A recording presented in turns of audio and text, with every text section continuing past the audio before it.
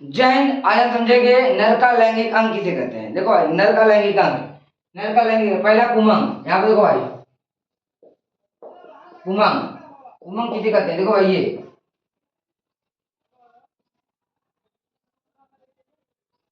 ये देखो भाई, जिसमें उसका डंठल, तंतु और परागकोश हो, उसे पुमंग कहते हैं। पुमंग कहते हैं। अब देखो पुंकेसर किसे कहते हैं। पुंकेसर, देखो भाई, जब इसे हम लोग काट के निकाल देते हैं, आप देखो इसे, देखो इसे अब लोग भाई अच्छे देखो ना, तो बाद में गड़बड़ा जाएगा। देखो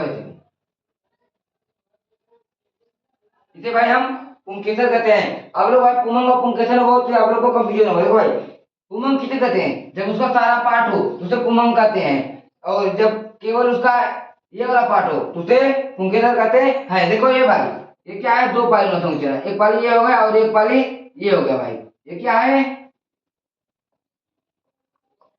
द्विपाली, द्विपाली संरचना है। ये भाई, ये इसका नाम क्या है, परागकोश। परागकोश भाई, ये देखो, ये जो ये जो है, इसके क्या कहते हैं, परागकण। और ये क्या है भाई, तंतु।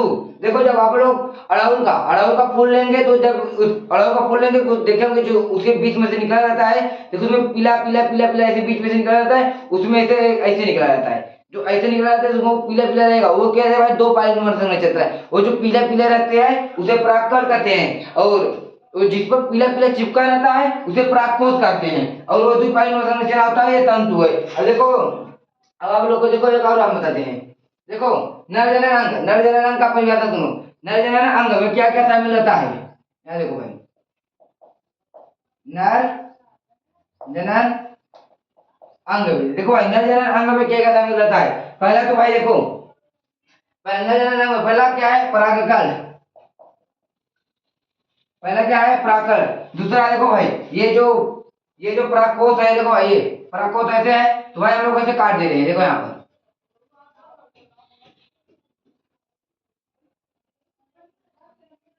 ये देखो भाई, ये क्या हो गया, यहाँ पर भाई लघु बीजाणु है। यहाँ पर भाई क्या है, लघु बीजाणु। दूसरा क्या है, लघु बीजाणु धानी।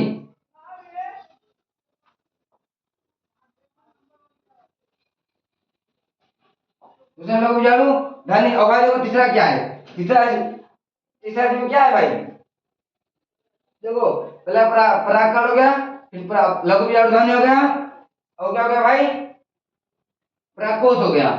बस यही इसका इसका लघु यही है भाई,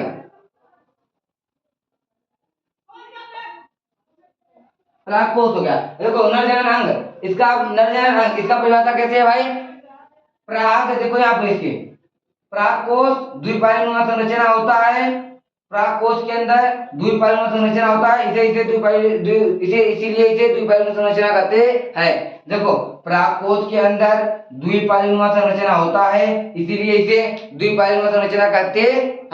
भाई इससे इसका इतना ही है, और जय हिंद। तब आप लोग कुछ मिलते हैं अगले क्लास में, चलते हैं, जय हिंद।